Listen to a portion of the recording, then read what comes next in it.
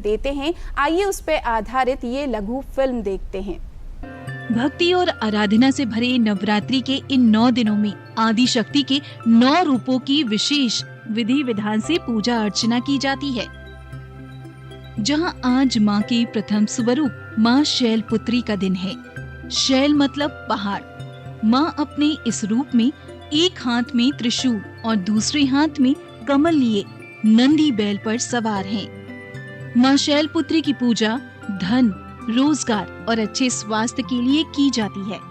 मां का ये रूप व्यक्ति को जीवन में सफलता प्राप्त करने के लिए मजबूत इरादे और अडिग दृढ़ संकल्प रखने की सीख देता है। देवी दुर्गा का दूसरा स्वरूप ब्रह्मचारिणी है, जो परब्रह्म को प्राप्त करने का मार्ग प्रशस्त करता है। साथ ही जीवन में संयम और नियम से रहना सिखाता है। नवरात्रि के तीसरे दिन देवी चंद्रघंटा की पूजा की जाती है। 10 भुजाओं वाले मां अपने इस स्वरूप में माथे पर अर्ध चंद्र धारण किए हुए हैं, इसीलिए इनका नाम चंद्रघंटा पड़ा। जीवन में संतुष्टि की सीख देती मां के इस रूप को खीर का भोग लगाया जाता है। वहीं नवरात्रि का चौथा दिन देवी जगदम्बा के कुष्मांडा स्वरूप का माना जाता है। कहते हैं कि मां के इसी रूप से ब्रह्मांड की रचना हुई है। कुष्मांडा देवी की पूजा करने से व्यक्ति भय मुक्त होता है। भगवान शिव और माता पार्वती के पुत्र कार्तिकेय की माता होने के कारण देवी के 5वें रूप को स्कंद माता कहा जाता है। ये रूप सृजन और शक्ति का पर्याय माना जाता है।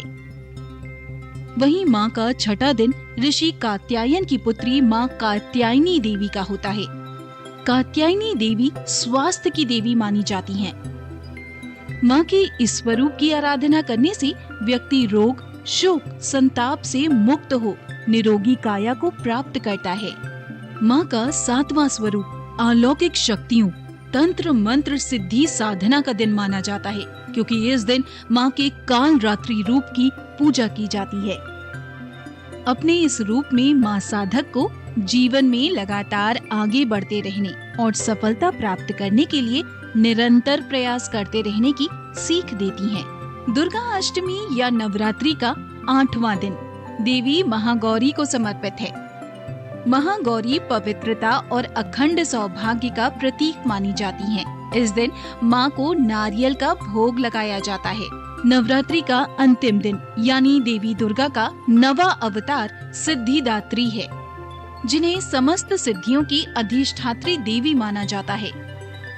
मां अपने इस स्वरूप में कमल पर सवार हो हाथों की भुजाओं में चक्र, शंख, गदा और कमल फूल धारण किए हुए हैं। इस दिन हलवा पूरी और चने का भोग मां को चढ़ाया जाता है। तदुपरांत कन्या पूजन और हवन के साथ नवरात्रि व्रत संपन्न होता है।